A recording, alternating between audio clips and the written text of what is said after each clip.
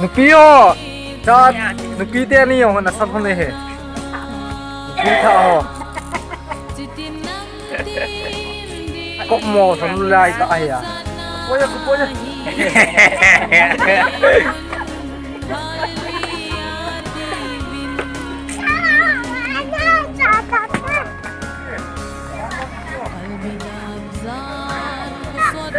Sabol ho.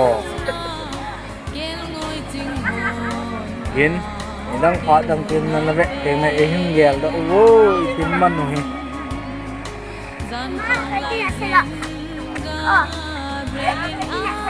bên nào rồi thợ cái tạ tan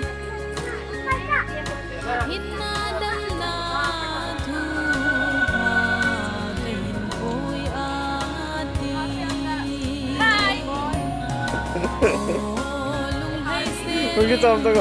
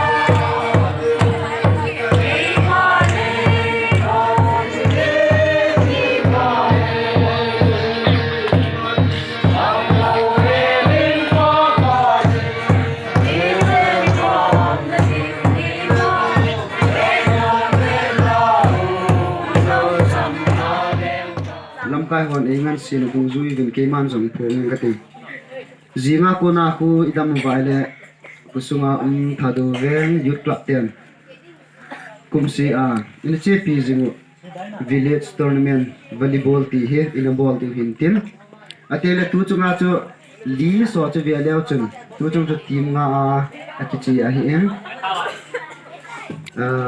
cha chu atima li sung ke ta do a chu ve na hai le ti ting ki je te hin tin chapang nia ho amin ki sun pon aji ena mi ti a hai le chapang nia ho hi alam kai ding ale ama ho hi achu ma items chu mo ki che pi ding a ti alam kai yip lam kai tian meeting a chu bu na ki bu hi ji en ama ho hi group ma ki chon sa lo hin ama wang ma ho hi alam kai ding a mi aum ji in a ki chip naw han lang im zo silam yong le price mu ho chu ai nu su do di wa te a chu an ki lo la hi ji a chun chapang nia ho wang chu tu a tournament a dis a kun azawa um pon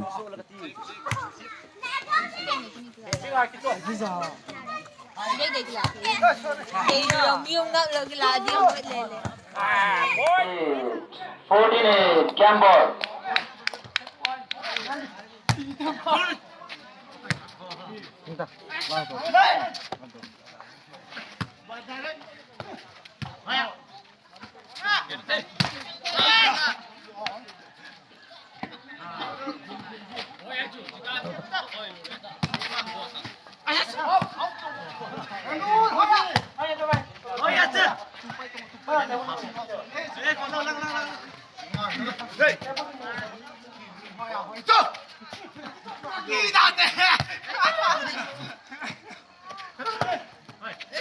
Ako minta cho shot pe pe da ko minta pe. Gadi ki chai ta cho. Langa pa shot pe ta. Zol pa cho. Mount Calvary. Second Hanun Them.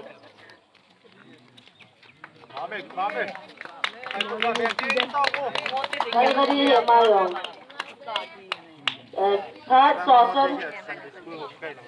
Atum Channa Soson.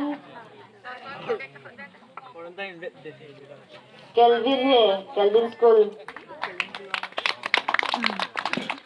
Tiffany Dongel, Kelvin. Angel Dongel, Hebron School. Nerolin, Gosang Nerolin, Kelvin School. First division तो हम क्लासेस से वालों Amazon first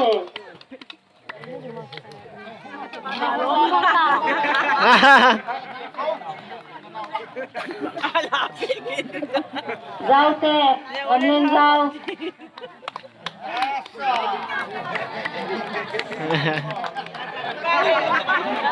Little kids school है Naomi little kids Naomi Abana Anjali Amazon first division little kids school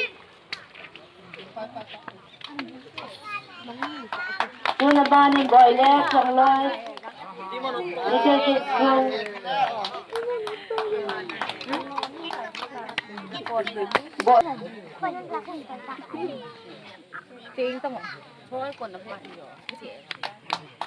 Kod gitin ko da bang jute. Aba na kimnoy lam. Kelvin. Abehila, Alvin behila. Kimnoy ling. Kimnoy ling. Kelvin school jewe. Para si jewe bona. Bana Saigon Lane, Saigon Gin. Saigon Ginalay. Kora Brazil de Mitio. Abana Mary Chongloy. Cindy. Sang san van lai zola hung tilain chung langai asa ve chung nung pe